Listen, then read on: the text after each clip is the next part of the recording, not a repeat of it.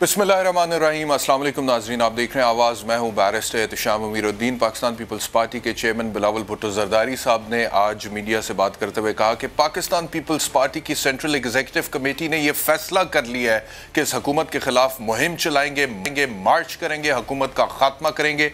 यह आज की तारीख का सॉट है। इसके बाद माजी में कुछ दिन पहले वो फ्लोर ऑफ द हाउस पे क्या कह चुके हैं वो भी सुनवाते हैं। पहले पाकिस्तान पीपल्स पार्टी का सेंट्रल एग्जीक्यूटिव कमेटी ने फैसला कर लिया है कि 27 फरवरी को हम कराची से निकलेंगे, इस हुकूमत के खिलाफ मुहिम चलाएंगे। पहले दिन से मेरा मुतालबा था कि इस हुकूमत के खिलाफ हम अदम एतमाद लेकर आए, इस हुकूमत के खिलाफ जमहूरी हथियार इस्तेमाल हो, जमहूरी प्रैक्टिस से इस हुकूमत को निकाला जाए, यही हमारा मुतालबा होगा। और वो इसलिए कहते हैं कि इस हुकूमत के खिलाफ मुहिम चलाएंगे क्योंकि वो कहते हैं कि हमने इस हुकूमत से हिसाब लेना है। पिछले 3.25 साढ़े 3 साल में इस हुकूमत की जो परफॉर्मेंस है, गरीब आदमी जिस तरह से महंगाई की चक्की में पिस गया है और जिस तरह से मईशत की तबाहकारी हुई है, हमने इस हुकूमत से हिसाब लेना है। बिलावल भुट्टो ज़रदारी साहब ने फ्लोर ऑफ द हाउस पे भी ये कहा, सुनिए।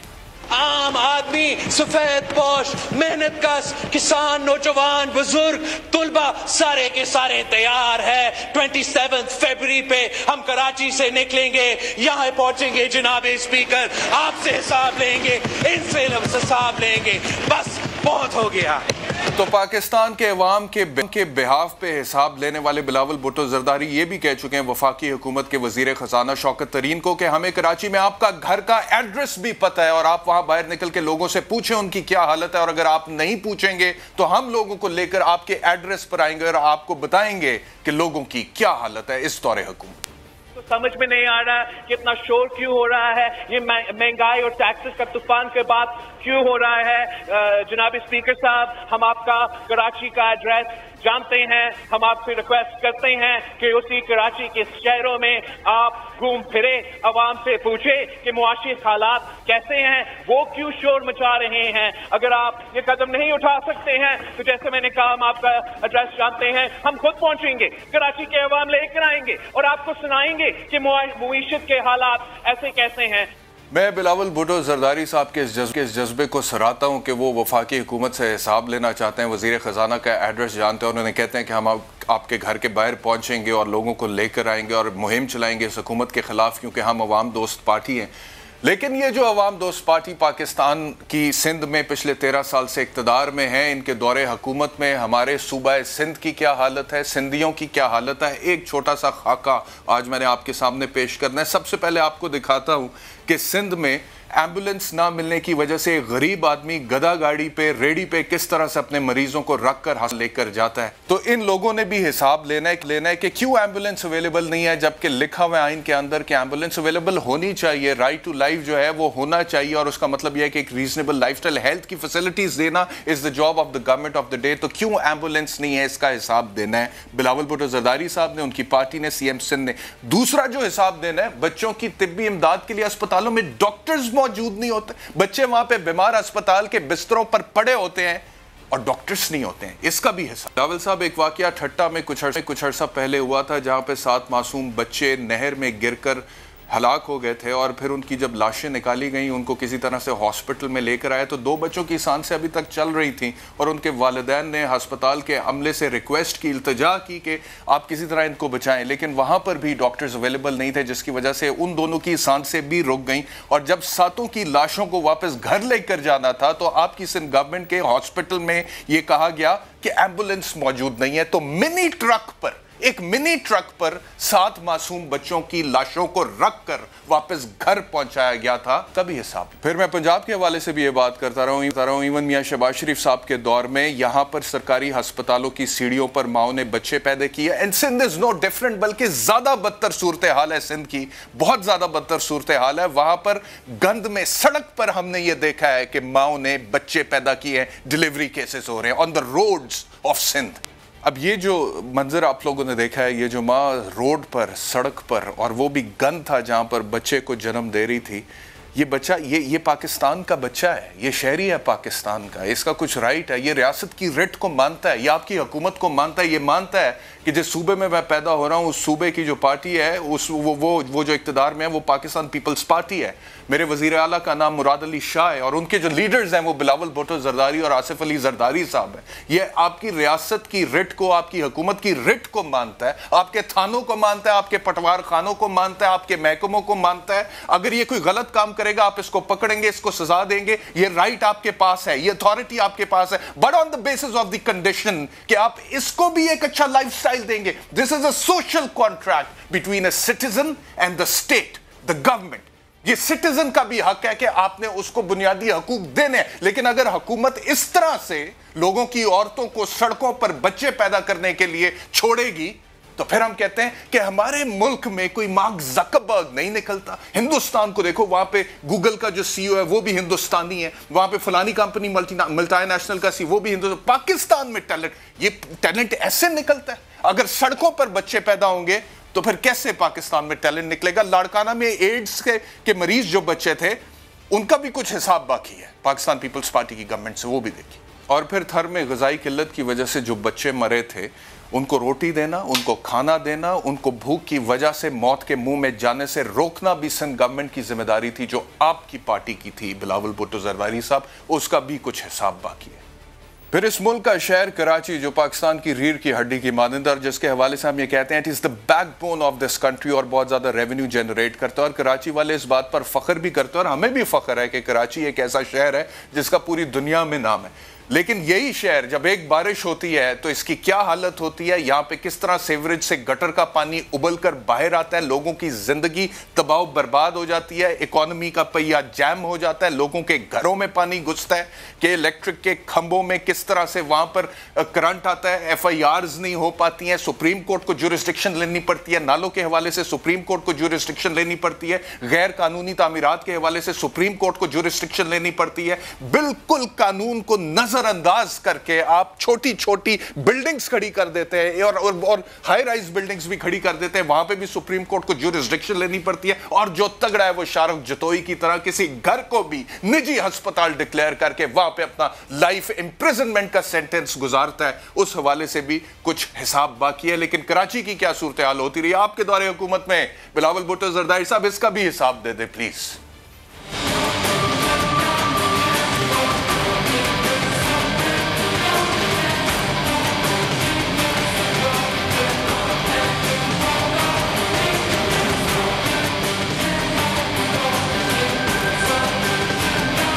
ये हुकूमत तो है नाअहल, इसने तो 3.25 साल में परफॉर्मेंस नहीं दी है। आटा देखें किधर चला गया, चीनी देखें किधर चली गई, माफियाज को ये पकड़ नहीं सके, करप्शन को रोकने की बात करते थे अभी तक रोक नहीं सके। मैं इन बातों से इत्तफाक करता हूं, लेकिन मैं इस बात से भी इत्तफाक करता हूं कि कराची में जो काम सूबाई हुकूमत के करने वाले हैं वहां पे भी लोगों को रिलीफ नहीं मिल रहा। कराची का एक शहरी जो है वहां पे अगर मर जाता है उसके जनाजा कितना मुश्किल होता है ले जाना कब्रिस्तान तक, ये भी आपको दिखाते हैं।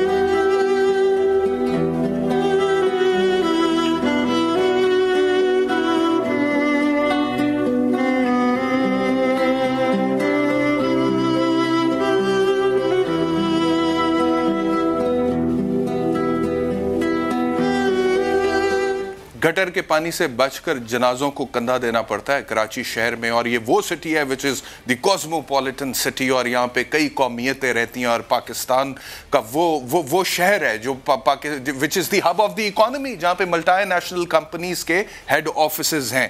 फिर सिंध में कुत्ता काटे की वैक्सीन भी अवेलेबल नहीं होती रही और वो माँ जिसकी गोद में उसका बच्चा सिसक के मर गया क्योंकि उसे टाइम पर वैक्सीन नहीं लगी थी, कुछ हिसाब उस माँ का भी बाकी। तो मेरी सिर्फ दरख्वास्त ये बिलावल भुट्टो ज़रदारी साहब से, पाकिस्तान पीपल्स पार्टी के चेयरमैन से, कि आप वफाकी हुकूमत से ज़रूर हिसाब लें। आप मार्च करना चाहते हैं ज़रूर करें, लेकिन एट द सेम टाइम जो आपका सूबा है, जो आपकी जो रिस्ट्रिक्शन है, जहाँ पे आपकी हुकूमत है, जहाँ पे आप हाकिम है, जहाँ पे आपके पास तमाम रिसोर्सेज अवेलेबल हैं, जहाँ पे आपके मिनिस्टर्स हैं, जहाँ पे ब्यूरोक्रेसी आपके अंडर काम कर रही है, जहाँ पे तमाम थाने पटवार खाने आपके अंडर हैं, जहाँ पे लोगों को आप रिलीफ दे सकते हैं, जहाँ पे लोगों की ज़िंदगियों में आप आसानियाँ पैदा कर सकते हैं, जहाँ पर लोगों को आप एक मिसाली गवर्नमेंट दे के फिर बाहर के सूबों को भी मिसाल दे सकते हैं कि देखो हमने सिंध को इतना अच्छा कर दिया, हमने कराची को इतना अच्छा कर दिया, आप हमें वोट दें तो हम आपके सूबे को भी अच्छा करेंगे, वहां पर भी कोई काम कर लें। वहां पर आपने मार्च तो नहीं करना, चलें अपने खिलाफ, लेकिन कोई काम तो कर लें।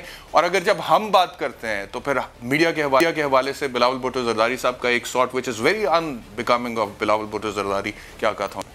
इस मुल्क के अवाम से अपील है कि आप इस मीडिया की किरदार कशी पे यकीन ना करें। आप पाकिस्तान पीपल्स पार्टी के खिलाफ भौंकने वाले के बातें पे ना चले। And it is not only about the media right now. Karachi की जितनी भी अपोजिशन की पार्टीज हैं वो ये कह रही हैं कि सिंध में जो बल्दियाती कानून सिंध की हुकूमत ने पास किया है वो बिल्कुल गैर आइनी है और आइन से मुतसादिम है। मुस्तफ़ा कमाल ने यह कहा है कि हम भी वज़ीर आला हाउस की तरफ मार्च करेंगे पाकिस्तान पीपल्स पार्टी की हुकूमत के खिलाफ। क्या कहा मुस्तफ़ा कमाल?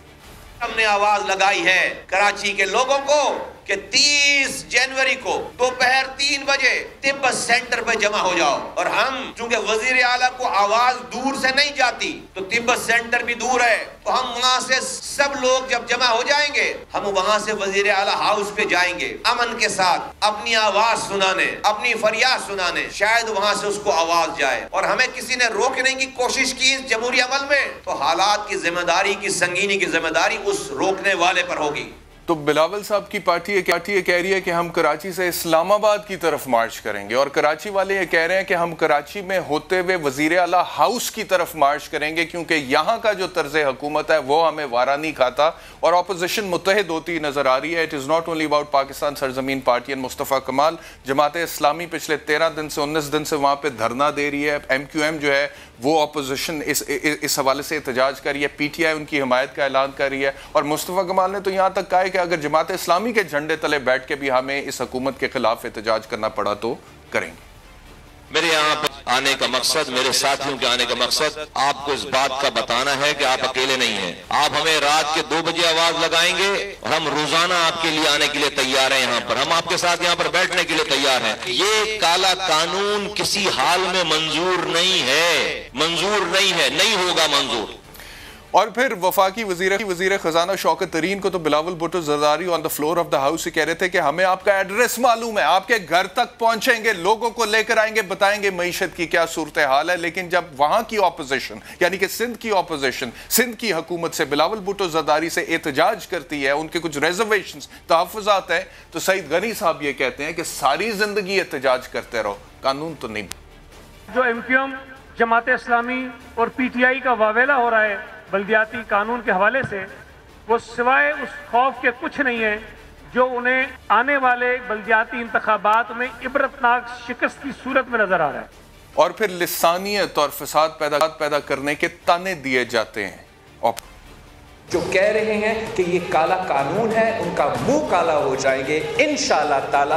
पाकिस्तान के अवाम पाकिस्तान पीपल्स पार्टी के साथ है। अब लिसानियत खेलेंगे, अब एथनिक पॉलिटिक्स खेलेंगे, तो फिर जो हम आपके साथ करेंगे आपको याद रहेगा। जो लिसानियत शुरू की गई है, ऐसे हालात नहीं पैदा करो कि लोग कुछ और सोचना शुरू हो। जो सारा ये तमाशा रचाया गया कि सूबा सिंध में एक मरतबा फिर लिसानी तफरीक पैदा करने की कोशिशें हो रही हैं। और फिर सिंध गवर्नमेंट ये भी कहती है कि ऐसा नहीं है कि कोई इशूज असल है जिसके हवाले से ऑपोजिशन को तहफ़्फ़ुज़ात हैं या मीडिया को तहफ़्फ़ुज़ात हैं या आवाम को तहफ़्फ़ुज़ात हैं। मतलब कि ये एम्बुलेंस की बात नहीं है, ये दीगर बातें नहीं है, लाड़काना में एड्स के मरीजों की बात नहीं है, ये अस्पतालों में डॉक्टर्स की अदम दस्तियाबी की बात नहीं है, ये कराची की बारिशों की बात नहीं है, ये स्ट्रीट क्राइम की बात नहीं है।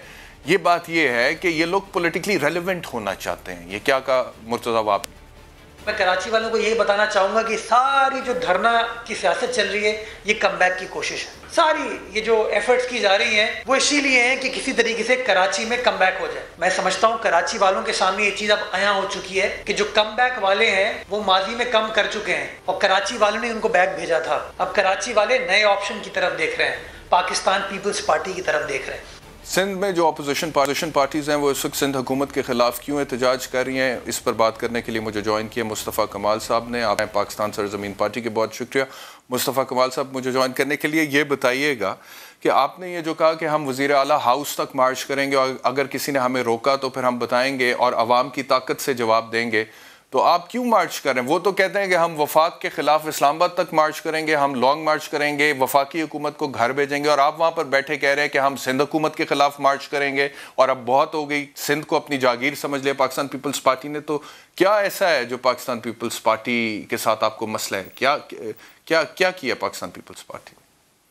मैं सिर्फ आपके सवाल के जवाब में कहना चाहता हूँ कि पीपल्स पार्टी कौन सा एक ऐसा काम है जो उसने किया हो 13 सालों में। इस शहर में पहले पानी की लाइनों में पानी आता था, अब उन्हीं लाइनों पर हाइड्रेंट बनाकर हमें हमारा ही पानी बेचते हैं। 13 सालों से एक कतरा नया पानी नहीं दिया। 2.5 लाख नौकरी दिए, एक नौकरी शहर को नहीं दी है। ये इस शहर से कचरा उठता था, अब नहीं उठता। इस शहर में कोई एक यूनिवर्सिटी, कोई एक कॉलेज, एक स्कूल नहीं बनाया। इस शहर में कोई पुलिस, कोई ट्रैफिक पुलिस वाला जो है वो नहीं उसकी भर्ती हुई। यहाँ पे हैदराबाद में यूनिवर्सिटी नहीं बनाई। ये सब कुछ जो है वो इन 13 सालों में 10,242 अरब रुपए मिले हैं वफाक से NFC अवार्ड में पीपल्स पार्टी को। 2300 अरब रुपए ये खुद बता रहे हैं कि इन्होंने सिर्फ एजुकेशन पे खर्च किया है। 2300 अरब, 70 लाख बच्चे सिंध में स्कूलों से बाहर हैं। आपके पास रिपोर्ट्स हैं कि लाड़काना में बच्चों को कुत्ते काट रहे हैं और वो वैक्सीन ना होने की वजह से मर जा रहे हैं। आज जो कुछ बचा कुचा निज़ाम था यहाँ पर, जो कि by birth city district government के इदारे थे, अस्पताल और स्कूल, वो यक जुम्बिश कलम इन्होंने वापस ले लिया। और अपनी अददी अक्सरियत की वजह से इन्होंने ये भी कानून पास कर लिया कि अब अगर इनको कोई और अमेंडमेंट की जरूरत पड़ेगी, कि फर्ज करें कि कल को वजीर आला को कोई ख्वाब आ गया रात में कि उसने कोई अमेंडमेंट करनी है, तो सुबह वो सिंपल एक नोटिफिकेशन निकालेंगे और वो अमेंडमेंट कर देंगे। अब वो असेंबली में जाने की भी उनको जहमत नहीं होगी। ये आइन के आर्टिकल 140A के खिलाफ है सारी बातें। आइन का 140A क्लियरली कह रहा है कि political, administrative and financial power will be delegated to the elected local government. Elected local government, 3rd year of the government को इस पीपल्स पार्टी की हुकूमत ने खत्म कर दिया। बात ही है कि बिलावल भुट्टो जा रहे हैं एहतजाज पे, इसी वजह से हम PDM की तहरीक में शामिल नहीं हुए कि जब वो खड़े होकर यहाँ से हलक फाड़ कर इनकलाब लाने की बात करते थे वफाकी हुकूमत के खिलाफ, तो मेरा यही कहना था कि भाई इमरान खान का कसूर यह है कि उसने हमें बचाया नहीं, लेकिन मारा तो हमें पीपल्स पार्टी ने 13 सालों से। इनकलाब तो इनके खिलाफ आना चाहिए, और वो अब तो इन्होंने हमसे जीने का हक ही छीन लिया है। कराची में खुदकुशियां हो रही हैं, तो हमारे पास कोई ऑप्शन ही नहीं है। मैंने 6 एहतजाजी मुजाहरे किए हैं डिफरेंट डिस्ट्रिक्ट्स में, जहां पर हजारों की तादाद में लोग आए, लेकिन इन्होंने इस पर कान नहीं धरा। तो हमें लामोहला जो है वो ये कदम उठाना पड़ा है कि हमने कराची के लोगों को तिब्बत सेंटर में बुलाया है। अच्छा, मुझे बताइएगा मुस्तफा कमाल साहब जो पहुंचाना चाहते हैं। ठीक है, मुझे बताइएगा जितने भी मसाइल का आप जिक्र कर रहे हैं, मैं आपसे इतफाक करता हूँ और कई दफ़ा हम भी इस हवाले से बात कर चुके हैं कि सिंध में बहुत ज़्यादा मसाइल हैं और सिंध गवर्नमेंट कराची समेत जो है वो पाकिस्तान पीपल्स पार्टी के पास है। अगर ये तमाम मसाइल वहाँ पर मौजूद हैं और वहाँ पर दीगर जमातें भी तो हैं, आप लोग हैं, जमात इस्लामी है, MQM है, पाकिस्तान तहरीक इंसाफ है, क्या वजह है आपको लगता है कि उसके बावजूद फिर लोग पीपल्स पार्टी को वोट दें? और 13 साल से पीपल्स पार्टी इक़्तिदार में है, कोई तो वजह होगी ना कि लोग पीपल्स पार्टी को ही वोट देते हैं और फिर इक़्तिदार में ले आते हैं। तो कोई अच्छे काम भी किए होंगे उन्होंने 40 सालों से पिछले 40 सालों से सिंध के लोगों को ऑप्शन ही नहीं दिया गया। और वो इस सूरत में कि जब कराची से आप जो है वो जाग मुहाजिर जाग का नारा लगाएंगे और लिसानी सियासत करेंगे, तो हमने तो पीपल्स पार्टी को खुला ग्राउंड दे दिया कि भाई हम सिंधियों की बात ही नहीं कर रहे। और वो जश्न मनाते हैं आपके जाग मुहाजिर जाग का नारा लगाने से कि वो जाकर सिंधियों को कहते हैं कि देखो भाई ये जो कराची का मुहाजिर है ये तुम्हारी सिंध धरती माँ को तोड़ना चाहता है, तुम हमारी खराफात को भूल जाओ, हमारी करप्शन को भूल जाओ सिंधियों, और आ जाओ हमारे झंडे के नीचे आ जाओ और धरती माँ को बचाते हैं। ना इन्होंने धरती माँ को तोड़ना है, ना उन्होंने धरती माँ को बचाना है। तो सिंध में जेन्युइन कोई पीपल्स पार्टी को तमाम जुबानें बोलने वालों की नुमाइंदगी करने वाली कोई जमात बनी ही नहीं। पहली दफा 13 सालों से बिल्कुल उनको, आप 13 सालों के 40 सालों से उनको ये वाला ऑप्शन उनके पास है। मैं समझता हूं कि पहली दफा, यानी कि आप ये कह रहे हैं कि सिंध कार्ड की बुनियाद पे इलेक्शन जीतती है पीपल्स पार्टी हर बार, सिंध कार्ड की बुनियाद पे? जी ऐसे ही है, बिल्कुल ऐसे। उनके पास कोई उनके वोटर्स के पास पीपल्स पार्टी के अलावा कभी कोई ऑप्शन दिया नहीं गया। पिछले 6 सालों से हमने जो ये पार्टी बनाई है, ठीक है आज मेरी पार्टी कमज़ोर होगी, छोटी होगी, लेकिन हमारी बुनियाद, हमारी खदोखाल वो है कि हमने सिंध के तमाम ज़ुबानें बोलने वालों की बात की है। पाकिस्तान कि तमाम जुबानें बोलने वालों की बात की और कराची में हर जुबान बोलने वाला रहता है। जब भी आज मेरे साथ इस शहर का रहने वाला पख्तून भी है, सिंधी भी है, मुहाजिर भी है, बलोच, पंजाबी, सराइकी, हर आदमी खड़ा है। और हमने 6 सालों में ये अपना एक मॉडल पेश किया है कि मैं जाकर सोराब गोड पे पख्तूनों के इलाकों में हमारा जलसा हो रहा है, लियाकताबाद में मुहाजिरों के इलाकों में जलसा हो रहा है, लियारी में हम जाकर बलोचों के इलाकों में जाकर प्रोग्राम्स कर रहे हैं। ये एक जो ऑप्शन आया है सिंध के लोगों के पास, इससे पीपल्स पार्टी परेशान है। इससे पीपल्स पार्टी को जो है वो बहुत ज्यादा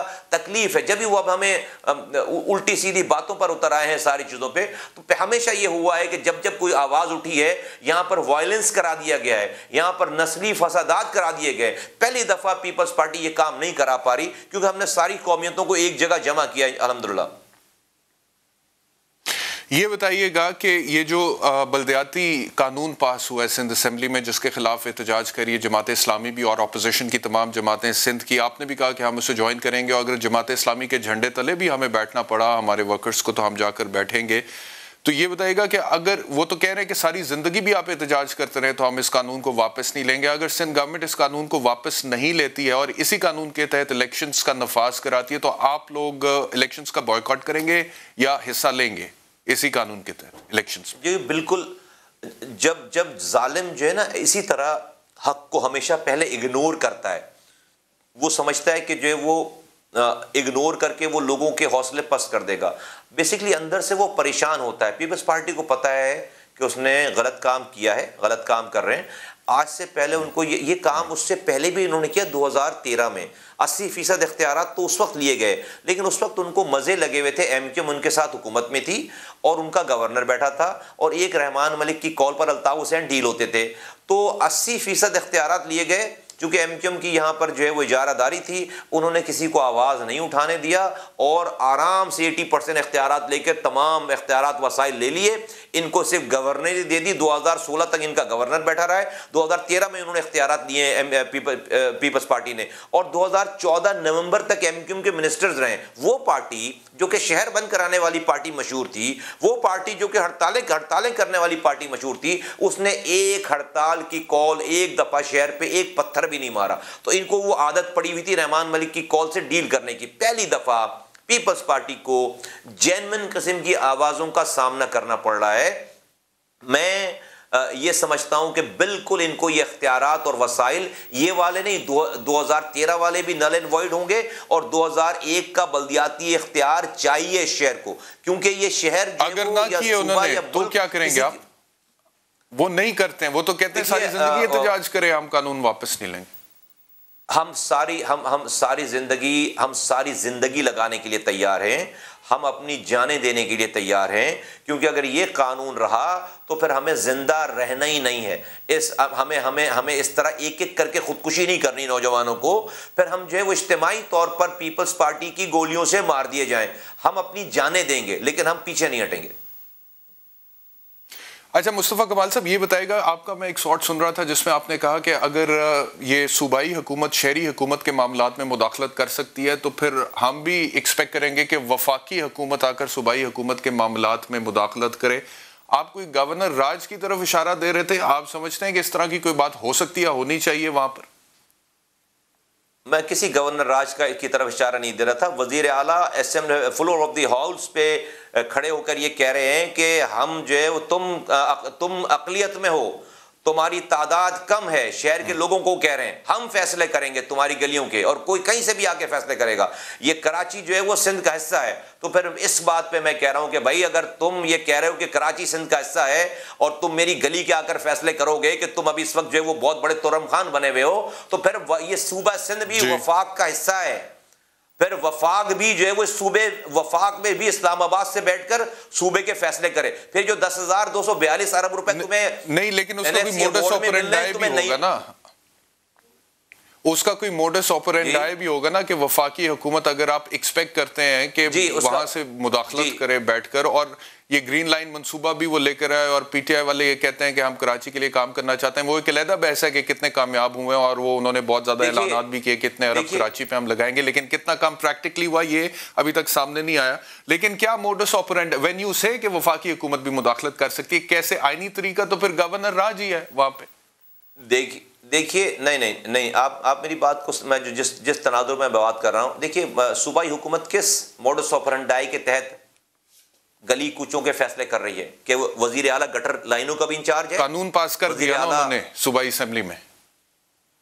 तो भाई वफाकी हुकूमत भी एनएफसी अवार्ड जब दे रही है और जब उसने 18वीं तरमीम पास की है तो वजीर आजम कैबिनेट की मीटिंग बुलाएं, वजीर आजम जो है वो असेंबली का इजलास बुलाएं, वजीर आजम बोले कि एनएफसी अवार्ड दे रहे हैं और हम ये आगे पीएफसी अवार्ड नहीं दे रहे, तो हम पीएफसी अवार्ड डायरेक्ट जो है वो, लेकिन वजीर आजम की बात वो क्यों मानेंगे?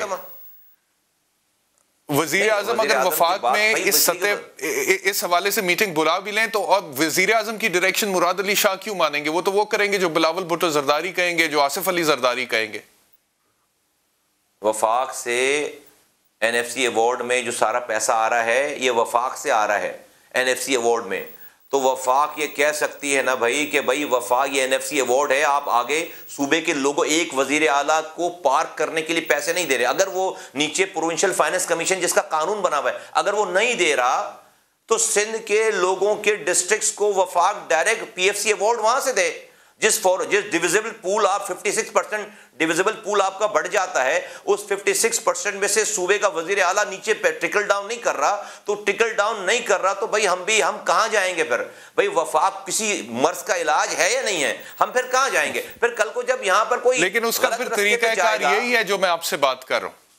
देखिए जो बात आप कर रहे हैं मुस्तफा कमाल साहब के, डायरेक्ट जिले की सतह पे वफाक फंड्स अलॉट करे, आईनी तौर पे वफाक ऐसे कर नहीं सकता ना। एनएफसी अवार्ड के हवाले से भी आई एम श्योर आपने वो शिकें पढ़ी हुई हैं आइन की कि वफाक ने तो सूबाई हुकूमत को वो अवार्ड देना है, वो पैसे भेजने हैं। अब अगर वफाक बराह रास्त आप चाहते हैं कि मुदाखलत करे तो उसमें तो फिर गवर्नर राज ही एक ऑप्शन रह जाता है आईनी तौर पे, जिसको एक्सरसाइज किया जाता है, जा सकता है। अगर आप चाहते हैं कि वो ना हो तो उसमें तहफ़्फ़ुज़ात क्या हैं आपके? अगर सिंध गवर्नमेंट इतना बुरा परफॉर्म कर रही है, लोगों को वहां पे कुत्ता काटे की वैक्सीन नहीं मिलती है, दीगर मामलात हैं, then why not go for it? देखिए मैं तो कहीं से ये नहीं कह रहा कि वफाक जो है वो और सेंट्रलाइज करके, ये तो मैंने वजीर आला की बात में, मैं तो ये कह रहा हूं कि जो वफाक 18वीं तरमीम के बाद सूबाई खुद मुख्तारी दी है उसने, तो उसने वजीर आला को खुद मुख्तार, सूबाई खुद मुख्तारी का मतलब वजीर आला को खुद मुख्तार कर देना नहीं है, सूबे के तमाम ऑर्गन्स को खुद मुख्तार करना है। मैं वफाक के तमाम इदारों को कहता हूं कि जो पैसा और जो इख्तियारात सूबे के वजीर आला के पास आ गए हैं उसको district level, union council level तक पहुंचाइए, क्योंकि ये पाकिस्तान का पैसा है। और अगर कोई वजीर आला, और अपना इन्फ्लुएंस यूज कीजिए, अपनी कोई कानूनी, कोई अपनी आईनी, कोई उसका कोई तरीक़ेकार निकालिए। हम सिर्फ ये कह रहे हैं कि जो आपने 18वीं तरमीम में इख्तियारात वसाइल दे दिए वो वजीर आला के पास आकर पार्क हो गए, वो नीचे नहीं दे रहा, और मजीद जो इख्तियारात पहले नीचे गए हुए थे उसको भी उसने जो है वो पोजेस कर लिया और सेंट्रलाइज कर लिया है। तो इसका किसके पास जाऊंगा मैं? भाई यूनाइटेड नेशन तो मैं नहीं जाऊंगा ना, मैं पड़ोसी मुल्कों को तो आवाज नहीं लगाऊंगा ना, मैं पाकिस्तान की रियासत के इदारों को ही आवाज लगाऊंगा ना। सर बहुत शुक्रिया मुस्तफ़ा कमाल साहब हमसे बात करने के लिए। एक ब्रेक का वक्त हो गया, ब्रेक से वापस आएंगे तो फिर अगली स्टोरी पर बात करेंगे जिसका ताल्लुक मियां नवाज शरीफ साहब से। और मरियम नवाज साहिबा ने आज ये कहा है कि चंद दिनों की मेहमान है ये हुकूमत, ये जारी है और तरीक़ाकार भी जल्दी सामने आ जाएगा कि कैसे हुकूमत घर जाएगी। आफ्टर द ब्रेक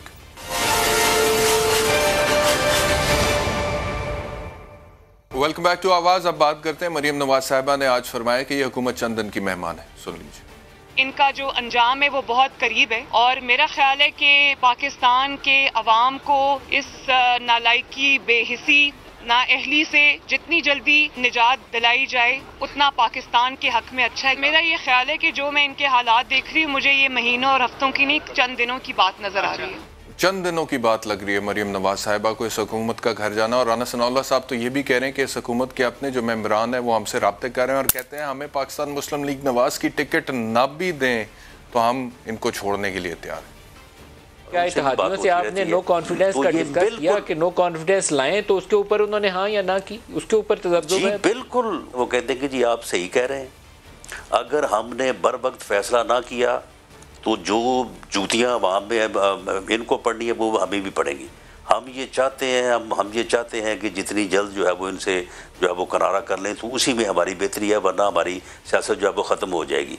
इनके अपने मेंबर्स कहते हैं कि जी अगर आप हमें टिकट नहीं भी देंगे ना, मिसाल के तौर पे अकोमोडेट नहीं करेंगे, तो फिर भी हमने इनके टिकट के ऊपर जो है वो इलेक्शन नहीं लड़ना, हम फिर आज़ाद इलेक्शन जो है वो लड़ लेंगे। तो ये पाकिस्तान मुस्लिम लीग नवाज कह रही है, लेकिन गवर्नमेंट ये एक ऐसे टाइम पे कह रही है जबकि गवर्नमेंट ने कहा था कि इस पार्टी के अंदर, पाकिस्तान मुस्लिम लीग नवाज के अंदर 4 सीनियर लीडर ऐसे हैं जो मियां नवाज शरीफ को रिप्लेस करना चाहते हैं वज़ीर आज़म के तौर पे, और वो मुक़्तदर हलकों से मिल भी चुके हैं और अपने आप को बतौर वज़ीर आज़म के लिए पेश भी कर चुके हैं। और शहबाज गिल साहब ने आज ये भी कहा है कि उनकी ऑडियो भी मौजूद है और जल्द सामने आ सकती है उन चारों की, कि वो 4 कौन हैं जो वज़ीर आज़म के लिए नवाज शरीफ को रिप्लेस करने के लिए तैयार है।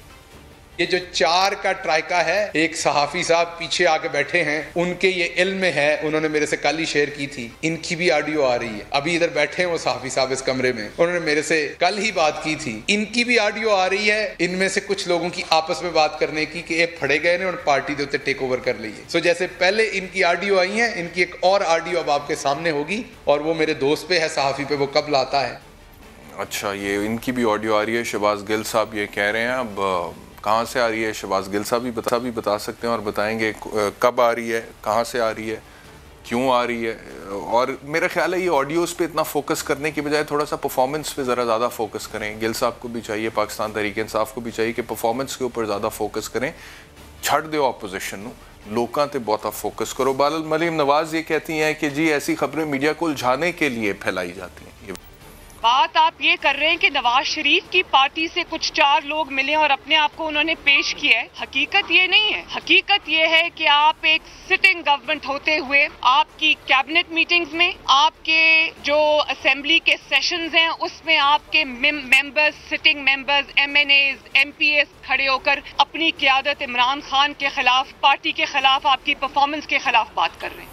मुझे ज्वाइन किया है सीनियर जर्नलिस्ट मजहर अब्बास साहब ने। मजहर साहब बहुत शुक्रिया मुझे ज्वाइन करने के लिए। मजहर साहब ये बताइएगा कि एक तरफ ऑपोजिशन मरीम नवाज साहिबा कह रही हैं कि चंद दिनों की मेहमान है ये हुकूमत, दूसरी तरफ वो कह रहे हैं कि इनकी अपनी पार्टी में बगावत होगी है, 4 सीनियर लीडर नवाज शरीफ साहब को रिप्लेस करना चाहते हैं as the future prime minister.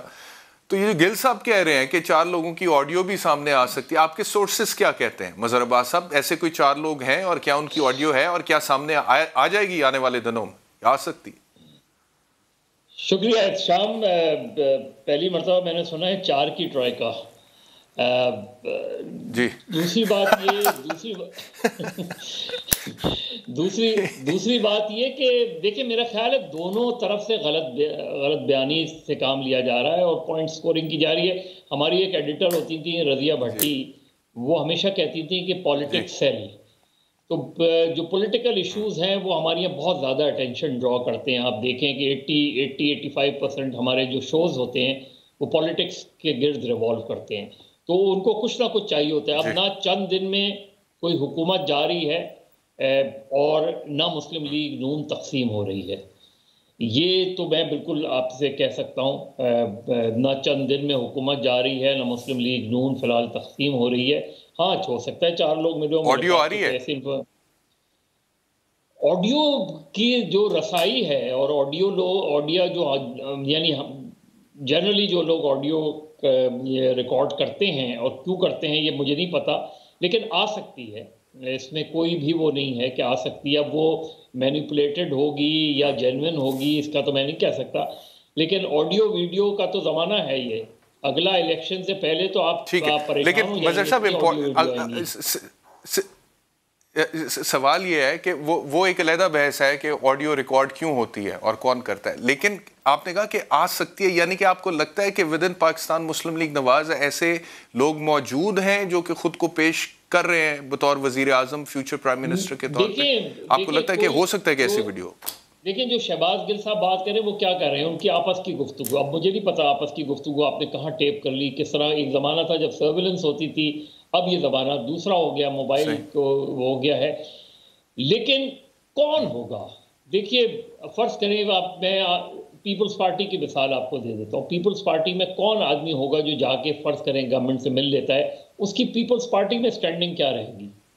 जो लोग फ़र्ज़ करें 4 बड़े लोग मुस्लिम लीग नून के वो जाके मिल लेते हैं और अपने आप को ऑफ़र करते हैं, कोई भी मुझे नहीं लगता कि कोई भी जाके अपने आप को, जिनके नाम सर्कुलेशन में हैं उनमें फ़र्ज़ करें वो जाके उनको ऑफ़र कर देते हैं।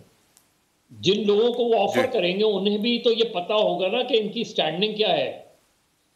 एक बयान नवाज शरीफ का काफ़ी होगा इनके लिए, अगर कोई इस तरह का कर रहा है, उसके बाद वो उसकी स्टैंडिंग क्या होगी? वो एक PMLQ बन जाएगी, एक पीपल्स पार्टी पैट्रियट बन जाएगी, इससे ज़्यादा क्या होगा? वो मुस्लिम लीग नून तो अपनी जगह मौजूद रही ना, PMLQ बनी लेकिन मुस्लिम लीग नून बाउंस बैक कर गई, तो फिर PMLQ अपनी जगह एक है। इसी तरह के अगर कोई 4-5 लोगों ने मुलाकात की होगी और उन्होंने अपने आप को ऑफर किया होगा, तो उनके साथ कुछ लोग भी तो होने चाहिए ना। तो मुझे लगता है कि ये एक दूसरे पर को नीचा दिखाने की बात है। मामला कहीं और गड़बड़ हो रहे हैं हो सकता है कि जिसकी बिना पे ये सारी चीज़ें चल रही हैं। और आप देखें कि आप तो इस्लामाबाद में बैठे हैं, आपको पता होगा इस्लामाबाद में अफवाहों का एक बाज़ार गर्म है। वैसे बड़ी सर्दी है लेकिन अफवाहों का बाज़ार गर्म है।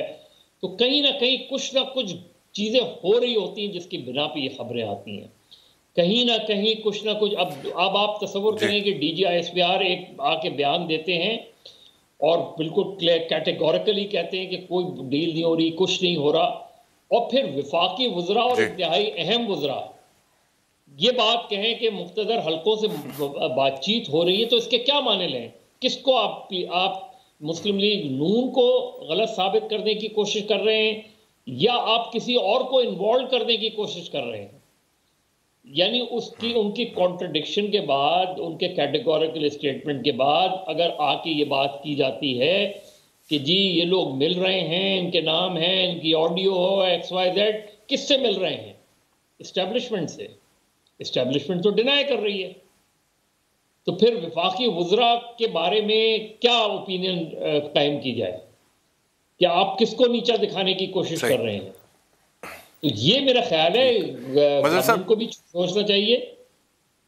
जी जी बिल्कुल सही। मज़हर साहब ये बताइएगा कि ये कल के प्रोग्राम में भी मैं बात कर रहा था कि कतई नज़र इसके कि इसको उस पर्टिकुलर पॉइंट ऑफ व्यू से देखा जाए कि 4 लोग अगर पाकिस्तान मुस्लिम लीग नवाज़ में ये सोच रहे हैं कि हम वज़ीर आज़म बन जाएं, तो ये नवाज शरीफ के साथ लॉयल्टी है, डिसलॉयल्टी है। कतई नज़र इसके ये जो कल्चर है हमारे यहाँ पे, हम 22 करोड़ अवाम इस मुल्क में है, एक पार्टी है, उसका एक लीडर एक कायद बन जाता है और फिर ताहयात वही है। मतलब कि I was just talking to somebody and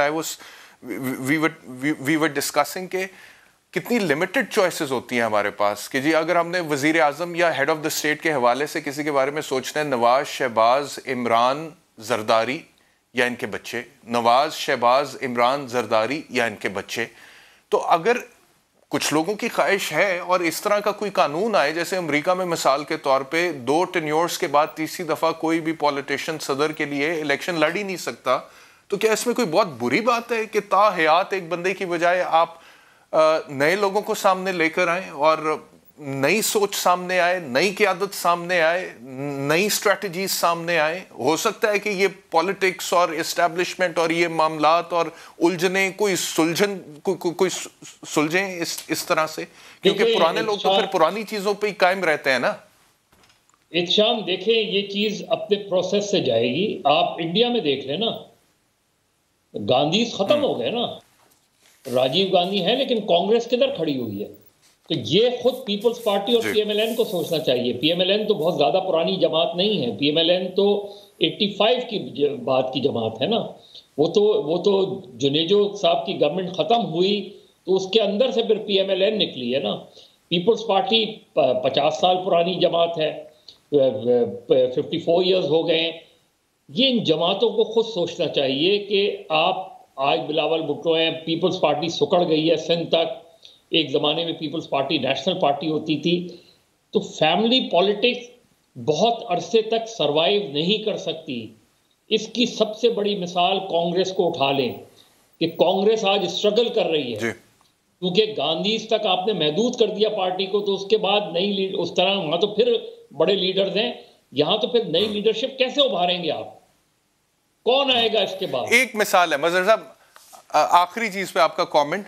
अब जैसे मिसाल के तौर पे बात होती है कि जी मियां शहबाज साहब की फिर भी कुछ बनती है और वो चाहते हैं कि एस्टैब्लिशमेंट को साथ लेकर चला जाए, लेकिन मियां नवाज शरीफ साहब जो है वो इसके खिलाफ हैं। वो कहते हैं कि नहीं, ऐसे नहीं हो सकता। तो 2 सगे भाइयों की सोच में अगर इतना फर्क हो सकता है, यानी कि मियां नवाज शरीफ प्राइम मिनिस्टर के तौर पे और तरीके से चलें, मियां शहबाज साहब और तरीके से, तो शहबाज से आगे की जो क़यादत है वो 4 लोग या उनके आगे 4 लोग या उनके आगे 4 लोग, वो और सोच के साथ भी तो आ सकते हैं ना, और मामला आगे भी तो जा सकते हैं ना। देखिए एहतशाम क्यों नहीं आ सकता? पीपल्स पार्टी पार्लियामेंटेरियन बनी, जो भी वजह थी, लेकिन उसके बाद मखदूम अमीन फ़हीम को उसका सदर बनाया गया। उसके बाद भी जब 2015 में पीपल्स पार्टी के लीडर्स की मीटिंग हुई दुबई में, तो चौधरी एतजाज एहसन, कमर जमान कायरा और नदीम अफजल चंद जैसे लोगों ने, उस वक्त नदीम अफजल चंद वहाँ ये तजवीज़ दी गई कि पीपल्स पार्टी पार्लियामेंट, क्योंकि मखदूम अमीन फ़हीम की डेथ हो गई थी, कि किसी और सीनियर लीडर को पार्लियामेंटेरियन का सदर बना दिया जाए। लेकिन जरदारी साहब खुद बन गए। जरदारी साहब को खुद ये सोचना चाहिए कि एक अपॉर्चुनिटी थी। बिल्कुल इसी तरह अब शाहिद खाकान हैं, ख्वाजा साद रफ़ीक हैं, ख्वाजा आसिफ हैं। मेरा ख्याल है मियाँ साहब को ये सोचना चाहिए कि ये चले दो भाई थे ना, अब उसके बाद आपने पॉलिटिक्स को कम से कम PMLN की सीनियर लीडरशिप को शाहिद खाकान ने प्रूव किया कि वो एक अच्छे प्राइम मिनिस्टर बन सकते हैं। इसी तरीके से और लीडर। जी ठीक, बहुत शुक्रिया मजहर अब्बास साहब, बहुत बहुत शुक्रिया मजहर अब्बास साहब हमें ज्वाइन करने के लिए। अगली स्टोरी पर बात करेंगे जिसका ताल्लुक कोरोना वायरस के ओमिक्रॉन वेरिएंट से है, और डॉक्टर जावेद अकरम ने मुझे ज्वाइन किया। आप वाइस चांसलर हैं यूनिवर्सिटी ऑफ हेल्थ साइंसेज के। डॉक्टर साहब बहुत शुक्रिया मुझे ज्वाइन करने के लिए। मेरे पास वक्त नहीं है कि मैं मिनिस्टर्स के शॉर्ट चलाऊं, इसलिए डायरेक्टली मैं आपसे पूछना चाहता हूं। ये फवाद चौधरी साहब ने कहा है कि ये जो ओमिक्रॉन है ये स्कूल के बच्चों को ज़्यादा मुतासर कर रहा है। इज़ दैट करेक्ट डॉक्टर साहब कि ये यंग बच्चों को ये वाला वेरिएंट मुतासर कर रहा है ज़्यादा? देखिए एहतशाम में ओमिक्रॉन में 50 म्यूटेशंस हैं और 30 जो हैं वो स्पाइक प्रोटीन्स को हैं। स्पाइक प्रोटीन्स वो कांटे हैं जिसका तल्लक इंसानी जिस्म से इसको लगाव से है, और वो 12 टाइम्स बढ़ चुकी है इसकी इन्फेक्टिविटी पोटेंशियल के 100 दूसरे को लगने की। ज़ाहिर है बच्चों को पहले भी लग रहे थे, बच्चों को आज से साल पहले भी 1.5 साल पहले भी लगे थे, और ये भी लग रहा है सिर्फ इसमें बच्चों को लगने का, क्योंकि ज़ाहिर क्लासरूम्स में वो इकट्ठे होते हैं, फिर उनमें बहुत बड़ा चैलेंज है कि SOPs, मास्क या फिज़िकल सोशल डिस्टेंसिंग, उनको ज़ाहिर है बच्चे हैं, इतनी सेंस तो नहीं हो सकती बड़ों जितनी। तो इसलिए वाकई ये कोई ऐसी इसकी प्रेफरेंस नहीं है कि बच्चों को लगे, ये सबको ही लग रहा है, और 12 गुना ज़्यादा तेज़ी से लग रहा है। ठीक है, तो इसलिए डॉक्टर साहब ये भी फरमाइएगा कि मुराद रास साहब ने ये कहा, जी पंजाब के एजुकेशन मिनिस्टर मुराद रास ने बोला कि स्कूलों में बच्चे वैक्सीन लगवाए बगैर अब नहीं जा सकेंगे। तो अभी तक पहले तो हम सुन रहे थे ना कि 18 साल से ऊपर लोगों को वैक्सीन लगेगी, अब बच्चों को भी वैक्सीन लगवाना ज़रूरी हो जाएगा? मेरा ख्याल है कि ज़रूरी हो जाएगा और लगनी भी चाहिए, क्योंकि बच्चों में इस वक्त 5 साल के बच्चों में भी स्टडी हो रही है US में और यूरोप में भी, और हम भी कर रहे हैं बच्चों में। 8 साल में तो कोई उन पे साइड इफ़ेक्ट नहीं आया, इसलिए सेफ़ है। ये वही टेक्नोलॉजी है जिससे उनकी बच्चों को जो API के ज़रिए वैक्सीन लगती हैं, चाहे वो वायरल वेक्टर वैक्सीन हैं, सब यूनिट वैक्सीन हैं या मैसेंजर RNA हैं, ये तमाम वैक्सीन बच्चों में सेफ़ पाई गई हैं। और मैं समझता हूँ कि बच्चे हमारा बहुत कीमती असासा हैं for a family and for the country, तो उनको भी बचाना उतना ही ज़रूरी है जितना बड़ों को और बूढ़ों को बचाना है। और मैं समझता हूँ कि उनको लगाना एक बिल्कुल जायज़ कदम होगा। डॉक्टर साहब ये भी बताइएगा कि क्या जिस तरह से जो रिजल्ट्स बड़ों को वैक्सीन लगने के आए हैं, बच्चों को भी अगर कोई किसी किस्म की कोई रिएक्शन साइड इफ़ेक्ट उसी लेवल पे, या और बच्चों की वैक्सीन मुख्तलिफ होगी बड़ों की वैक्सीन से, और is it the same kind of a vaccine जो बच्चों को भी लगाई जाएगी? और वो वैक्सीन अगर लगनी है तो वो तैयार है, और वो क्या पाकिस्तान में तैयार हुई है, बाहर से मंगवा रहे हैं, और अगर बाहर से मंगवा रहे हैं तो कितनी तादाद में मंगवा रहे हैं? देखिए एहतशाम, बच्चों में मैसेंजर RNA, प्रेग्नेंट लेडीज़ में और बच्चों में और बहुत बूढ़े लोगों में मैसेंजर RNA इज़ प्रेफरेबल। जो फाइज़र या मॉडर्ना दोनों अवेलेबल हैं पाकिस्तान में, और काफ़ी बड़ी क्वांटिटीज़ में अवेलेबल भी हैं, और आगे इनकी अवेलेबिलिटी भी इंश्योर्ड है। सिर्फ इनमें चैलेंज ये होता है थोड़ा सा कोल्ड चेन का, कि कोल्ड चेन इनकी काफ़ी स्ट्रिंजेंट है, -18 और सो।